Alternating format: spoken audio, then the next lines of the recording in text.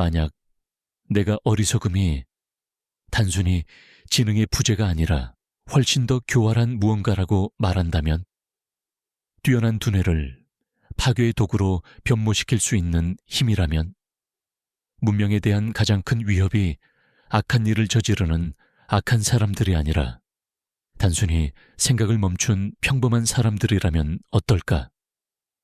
이런 장면을 상상해보라. 여러 학위를 가진 저명한 과학자가 갑자기 위험한 허위 정보를 믿고 퍼뜨리기 시작한다. 자비로운 교사가 해로운 이데올로기를 지지하기 시작한다.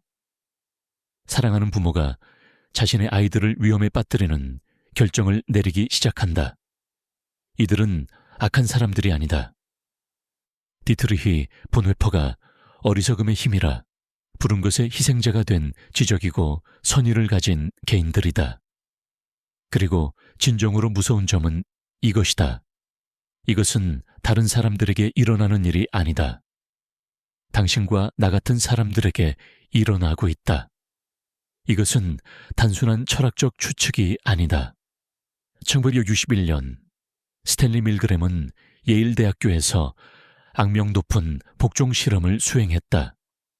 평범한 자원봉사자들은 권위 있는 인물의 지시에 따라 다른 사람에게 점점 더 고통스러운 정의 충격을 가한다고 믿었다. 고통의 비명을 들었음에도 불구하고 참가자의 65%가 치명적일 수 있다고 생각한 충격을 가했다. 이들은 과학자나 정신병자가 아니었다. 일시적으로 독립적인 도덕적 판단 능력을 포기한 평범한 사람들이었다.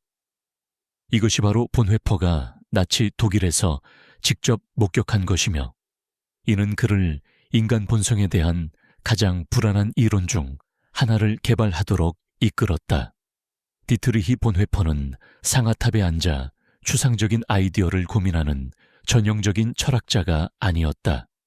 그는 자신의 전체 사회가 눈앞에서 변모하는 것을 지켜본 독일 루터교 목사였다. 1906년 지식인 가정에서 태어난 본회퍼는 그의 아버지는 저명한 정신과 의사이자 신경학자였으며 교육과 이성적 담론의 힘을 믿을 모든 이유가 있었다. 하지만 나치당이 권력을 잡으면서 본회퍼는 인간 이성에 대한 그의 믿음을 산산조각 낸 무언가를 목격했다. 그는 동료 독일인들, 교육받고 교양 있고 종교적인 사람들이 자신들이 믿는다고 주장하는 모든 것과 모순되는 정책과 지도자들을 지지하기 시작하는 것을 보았다. 이들은 교묘한 선전에 조종당하는 무지한 대중이 아니었다. 교수, 의사, 성직자, 지식인들이 적극적으로 자신의 지적 항복에 참여하고 있었다. 1943년 감옥에서 히틀러 암살 음모에 가담한 죄로 처형을 기다리며 본회퍼는 가장 섬뜩한 관찰을 남겼다. 어리석음에 맞서 우리는 무방비 상태다. 항의도 힘의 사용도 여기서는 아무것도 이루지 못한다. 이유는 귀머거리 귀에 떨어진다. 이 관찰을 그토록 오싹하게 만든 것은 단지 그 맥락이 아니라 그 정확성이었다.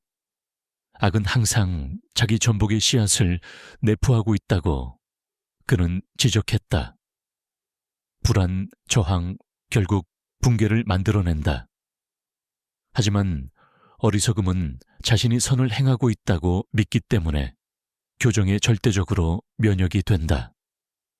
본회퍼가 어리석음이라는 단어를 사용했을 때 그는 낮은 IQ나 교육 부족에 대해 말하는 것이 아니었다.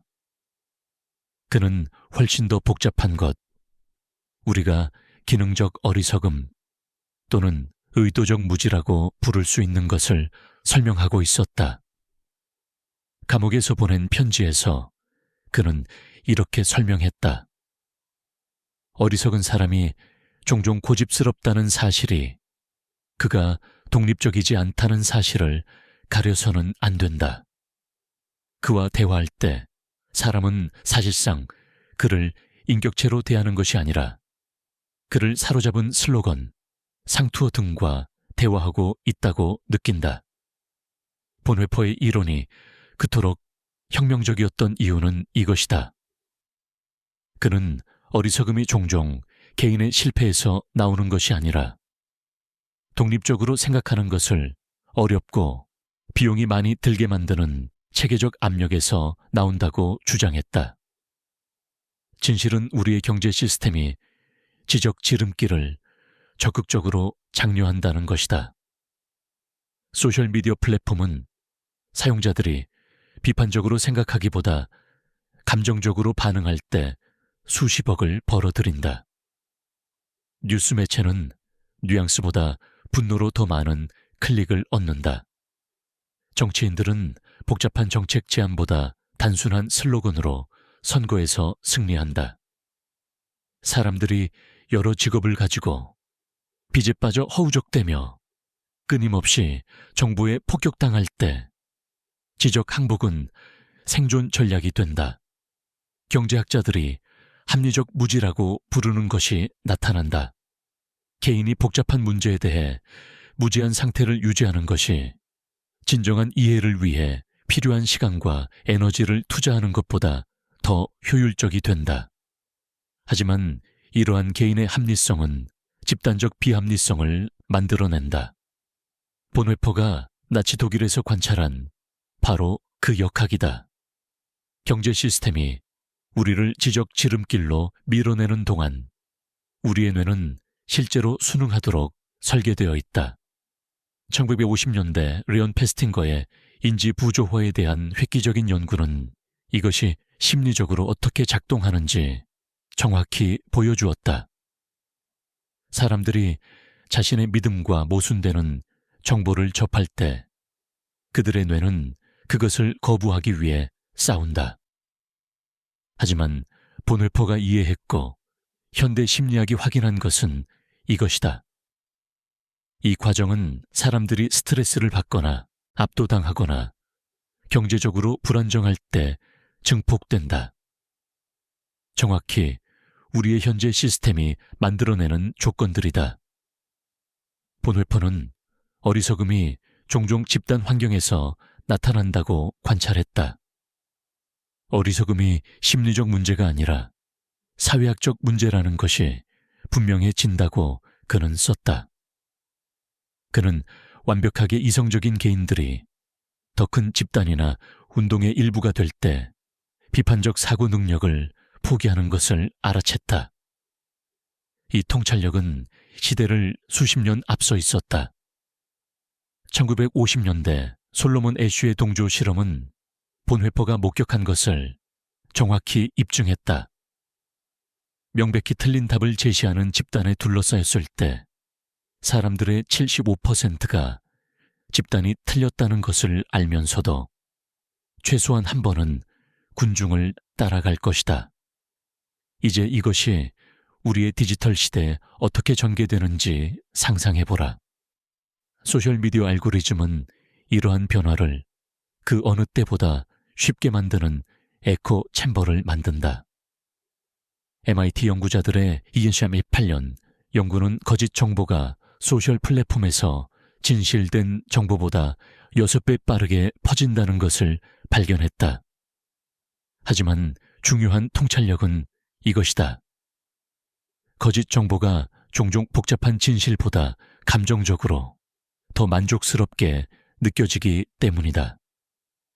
우리는 역사를 통해 이 패턴이 반복적으로 전개되는 것을 본다.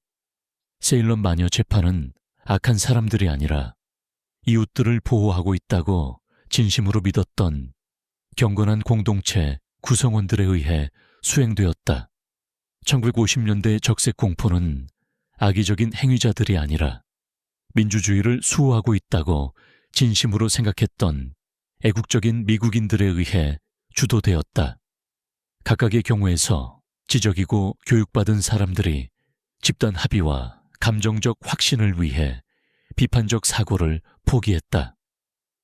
우리의 뇌와 시스템이 우리에게 불리하게 조작되어 있다면 우리는 어떻게 방역할 수 있을까? 본 회퍼는 어리석음에서 벗어나기 위해서는 그가 값비싼 은총이라고 부른 것이 필요하다고 믿었다.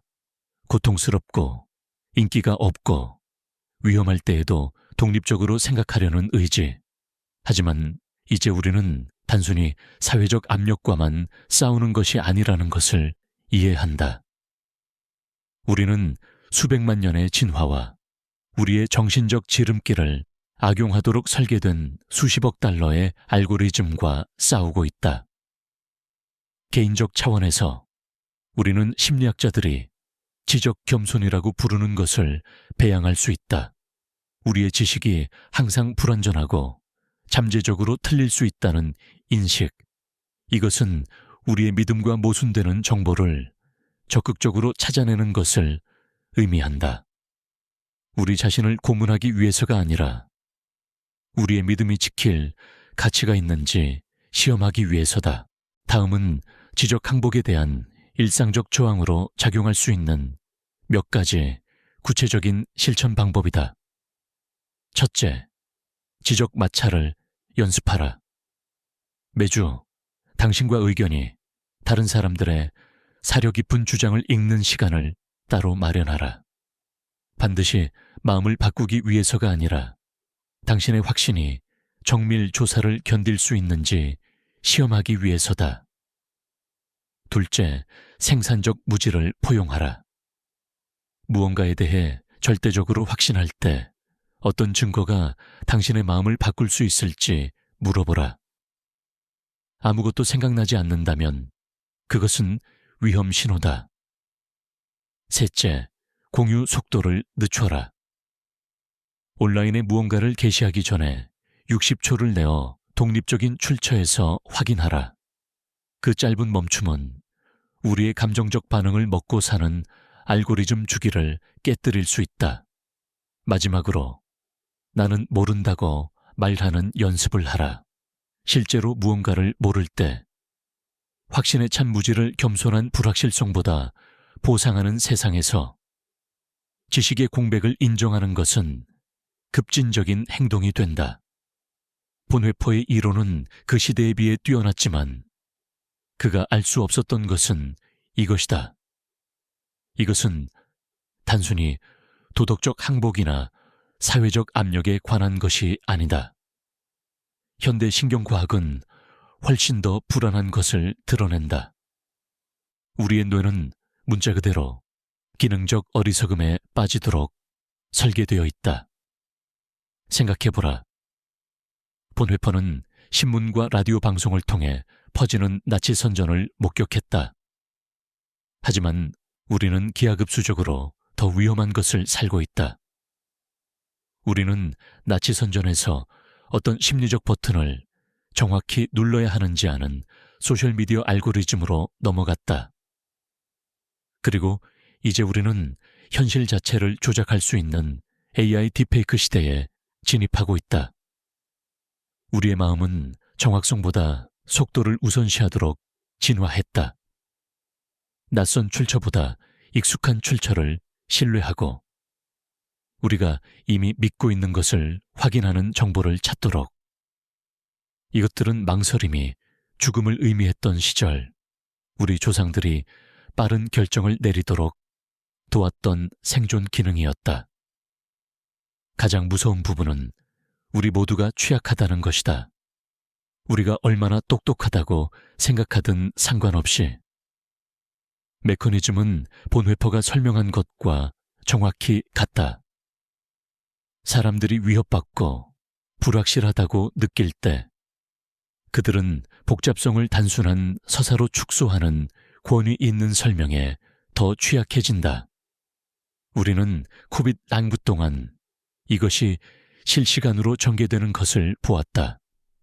의사, 엔지니어, 변호사들, 입증된 분석 능력을 가진 사람들이 백신과 치료법에 대한 반박된 이론을 공유하기 시작했다. 이것들은 지능의 실패가 아니었다.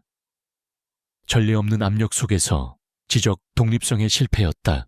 본 회퍼는 지적 독립성을 포기하기를 거부한 대가로 궁극적인 대가를 치렀다. 그는 1985년 4월 9일 독일 항복 불과 몇 주 전에 교수형으로 처형되었다. 동료 수감자에 따르면 그의 마지막 말은 이것은 내게 끝이지만 생명의 시작이다 였다. 그의 희생은 단순히 정치적 저항에 관한 것이 아니었다. 그것은 인간 사고의 가능성 자체를 수호하는 것이었다. 그는 사람들이 독립적으로 생각하는 것을 멈출 때 그들은 완전히 인간이기를 멈춘다는 것을 이해했다. 그의 말을 빌리자면 그들은 그 순간 가장 강한 힘에 의해 줄이 당겨지는 꼭두각시가 된다. 하지만 본회퍼의 최종 도전을 오늘날 그토록 관련성 있게 만드는 것은 이것이다. 누가 굳건히 서 있는가?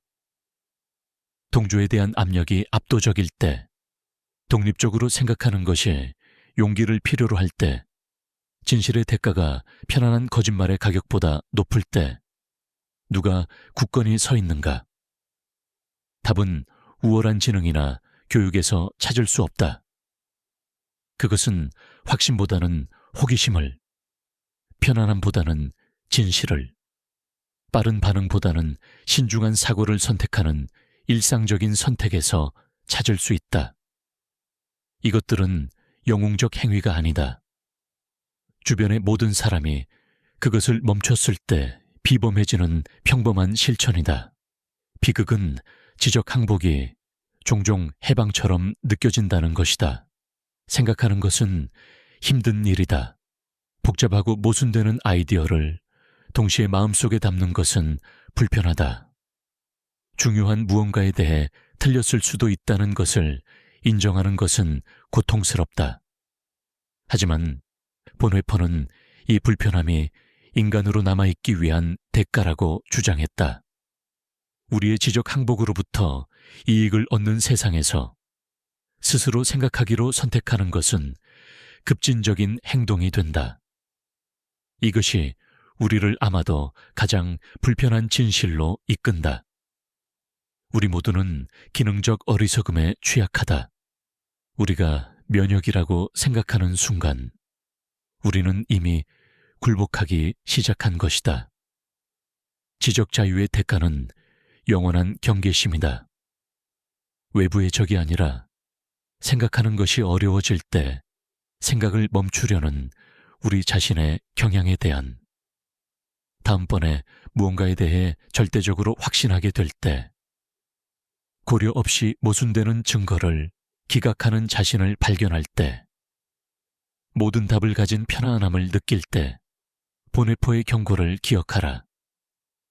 기능적 어리석음은 팡파르로 자신을 알리지 않는다. 당신이 이미 알아야 할 모든 것을 알고 있다고 속삭인다. 그리고 그 인식의 순간에 당신은 선택을 한다. 확실성의 편안함을 위해 당신의 마음을 포기할 것인가? 아니면 지적 독립이라는 더 어려운 길을 선택할 것인가? 본회퍼가 우리에게 남긴 질문은 우리가 어리석음을 피할 만큼 충분히 똑똑한지가 아니다. 생각하는 것이 불편하고 비용이 들 때에도 계속 생각할 만큼 충분히 헌신적인지다.